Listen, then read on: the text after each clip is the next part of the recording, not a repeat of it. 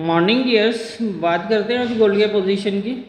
कल हमने जब गोल्ड को एनालाइज किया तो मार्केट की मूवमेंट थी 1819 के पास, और हमारी एनालाइज कुछ इस तरह थी कि 1850 जो है वो टेस्ट किया हुआ है, ये एक लेवल है, सपोर्ट लेवल है, इसको टेस्ट किया हुआ है। तो यहाँ पर चांस थे कि ये 36 के आसपास जाए। अगर तो ये 36 को ब्रेक करता है, क्लोज करता है, तो फिर जो है वो ये तकरीबन जो है वो 33 या 32 के आसपास आने के बाद जो है वो 1848 तक या फिर उससे ऊपर की पोजीशन बना सकता है। और अगर ये इसके नीचे ही रिजेक्ट रहता है तो फिर ये दोबारा सेम एरिया तक आ सकता है। तो ये थी हमारी एनालाइज। आप देख सकते हैं कि ये तकरीबन 33 के आसपास गया है और वहाँ से रिजेक्ट होने के बाद दोबारा जो है वो 1820 पे मूव कर रहा है। और देख लेते हैं अब आज के इम्पोर्टेंट जो है वो लेवल्स कौन कौन से होंगे। आज के लेवल कुछ इस तरह है कि 1880 जो है, अब नीचे का एरिया जो है वो डे का जो सपोर्ट है वो है 1815, उसको इसने टेस्ट किया हुआ है। अब यहाँ पर यही पोजीशन है कि अगर तो ये वैलिड रखेगा इस सपोर्ट को, मेरा कहने का मतलब ये है कि अगर ये यहाँ से बुलिश अगर इसको होना है तो फिर ये 1818 का जो एरिया है ये इसको ब्रेक ना करे, मतलब इसके ऊपर स्टे करे। एक चीज़ ये होगी, और दूसरा ये होगा कि ये एरिया ब्रेक हो, मींस कि ये 36 के ऊपर जो है वो H1 का भी क्लोज करता है, तो ये एक कंफर्मेशन होगी। अब यहाँ पर बीच में मैंने कोई लेवल नहीं लगाया और इसकी वजह यही है कि यहाँ कोई लेवल है नहीं, समझ रहे होंगे आप। अगर ये यहाँ से दोबारा सपोर्ट लेता है तो ये यहाँ तक जाएगा और वहाँ से रिजेक्ट होगा तो यहाँ तक ही आएगा। अब इससे ऊपर और इससे नीचे ये अब सेटअप देगा तो उसके बाद पोजीशन बनेगी। अब यहाँ थोड़ा सा मैं क्लियर कर देता हूँ कि आप किस तरह यहाँ सेटअप समझेंगे कि ये अब मज़ीद जो है वो क्या करने वाला है। ऊपर वाला तो वही है कि जब तक ये 36 से ऊपर अगर मेरे कहने का मतलब ये है कि अगर ये यहाँ सपोर्ट करता है और ये 36 से ऊपर H1 भी क्लोज करता है तो फिर ये 33 तक आए या फिर 30 तक, और इसके आने के बाद ये दोबारा एक मूव ये हो एक तो ये हो सकता है। दूसरा यही है कि अगर तो ये यहाँ जाता है और इसको टेस्ट करता है प्रॉपर तो ये दोबारा वापस आए। अब ये तो हो गई इससे ऊपर वाली। अब नीचे की मूवमेंट जो है वो कुछ इस तरह हो सकता है। अगर ये 18 के नीचे H4 का क्लोज करता है तो मेरा ख्याल है कि ये आ जाएगा 1812 तक, और 1812 जो है वो इम्पोर्टेंट रहेगा।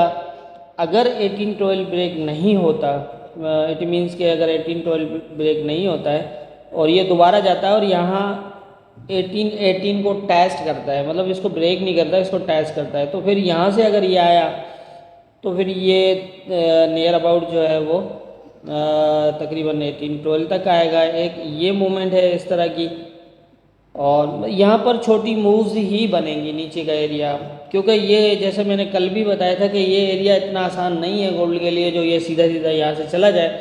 इसीलिए ही मैंने कहा था, वीकली में एनालाइज में भी कहा था और कल भी ये कहा था कि आप इस एरिया में सेलिंग मत देखिएगा फ़िलहाल, क्योंकि यहाँ पर अगर आप मुझसे कंफर्मेशन चाहते हैं कि किस तरह की मतलब यहाँ पर हम सेलिंग देखें, तो मेरे हिसाब से जो है वो 1809 के नीचे डे का जिस दिन क्लोज लगेगा उसके बाद हम यहाँ पर एक नया सेटअप देखेंगे जो नीचे की तरफ मूव कर सकता है। अदरवाइज़ ये यहाँ से बुलिश हो सकता है, तो इसलिए हम बिल्कुल बेस में फंस गए तो फिर बहुत बड़ी मुसीबत में आ जाएंगे।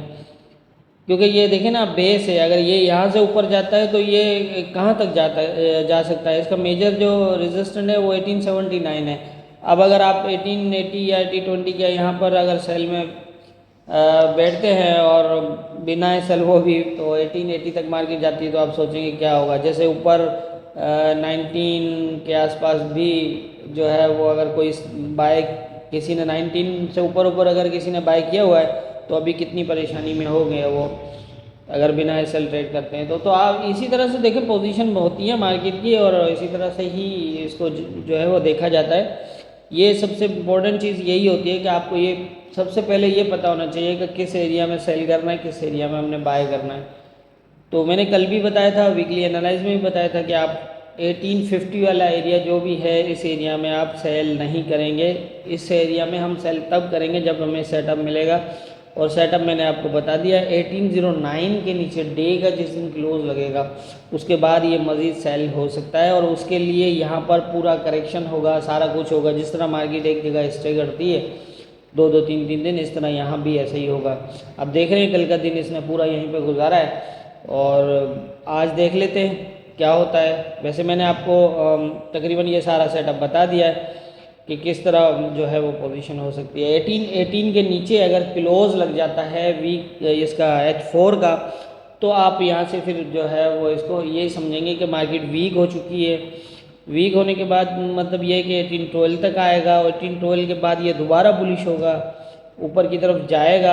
अगर इसको 1812 को ब्रेक नहीं करता और 1880 को यहाँ ब्रेक कर देता है और इसके ऊपर ले जाके फिर H4 क्लोज कर देता है, इट मीन्स कि मैं थोड़ा सा ये भी एक फॉर्मेट बता दूं क्योंकि ये भी हो सकता है। इट मीन्स कि ये 18 के नीचे क्लोज दिया इसने H4 का, लेकिन इस एरिया को बिल्कुल ब्रेक नहीं किया, टेस्ट किया।